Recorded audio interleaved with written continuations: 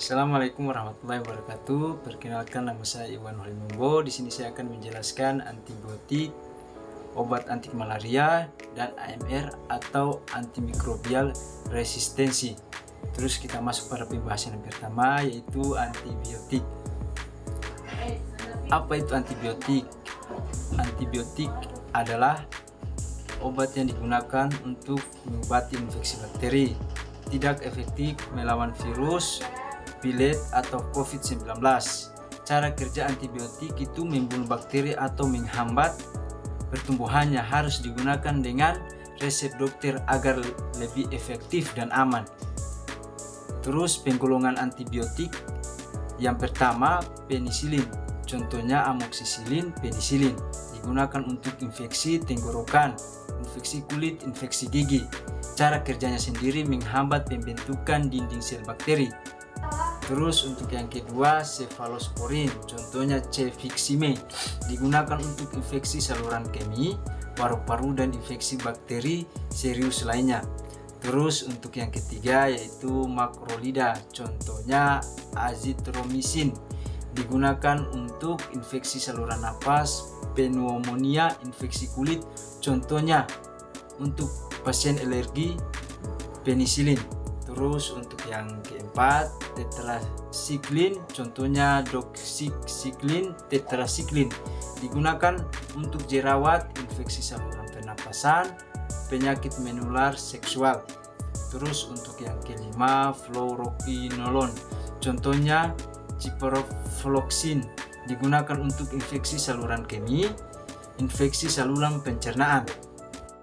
Ya, selanjutnya kita masuk kepada obat anti malaria.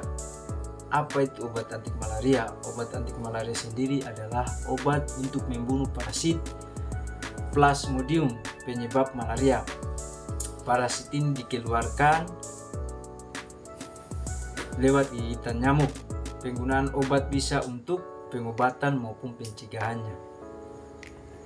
Terus selanjutnya itu penggolongan obat malaria. Yang pertama, aminquinolin, contohnya chloroquine, digunakan untuk malaria ringan. Sudah banyak daerah yang mengalami resistensi.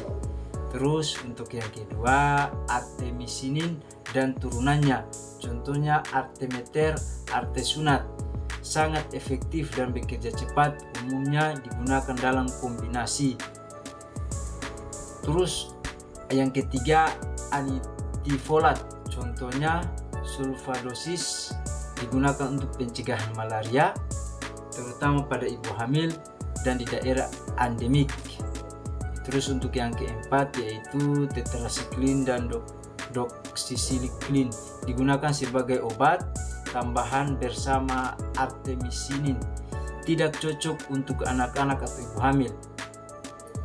Selanjutnya kita masuk kepada AMR. AMR itu kepanjangan dari antimikrobial resistensi. AMR adalah singkatan dari antimikrobia resistensi. Resistensi terhadap obat antimikroba terjadi ketika mikroorganisme seperti bakteri, virus, atau parasit tidak lagi dapat dibunuh oleh obat biasanya yang efektif.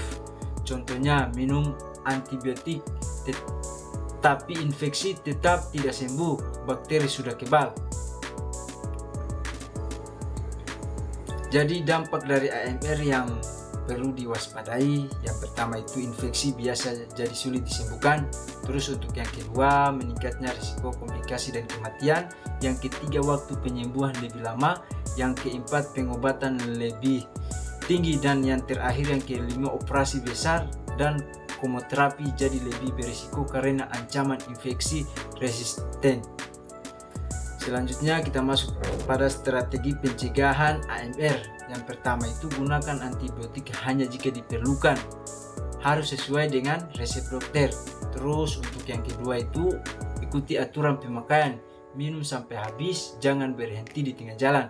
Terus untuk yang ketiga, jangan gunakan antibiotik untuk flu atau pilet, karena itu disebabkan virus bukan bakteri. Terus untuk yang keempat, jaga kebersihan dan kesehatan, rajin cuci tangan, vaksinasi, dan pola hidup sehat. Dan yang terakhir, yang kelima, yaitu edukasi masyarakat. Semakin banyak yang tahu, semakin besar dampak pencegahannya. Penutup dari materi ini sendiri, gunakan obat dengan bijak, lindungi diri dan dunia. Antibiotik dan anti malaria itu bukan permen. Lawan AMR dimulai dari diri kita sendiri. Demikian presentasi dari saya. Wassalamualaikum warahmatullahi wabarakatuh.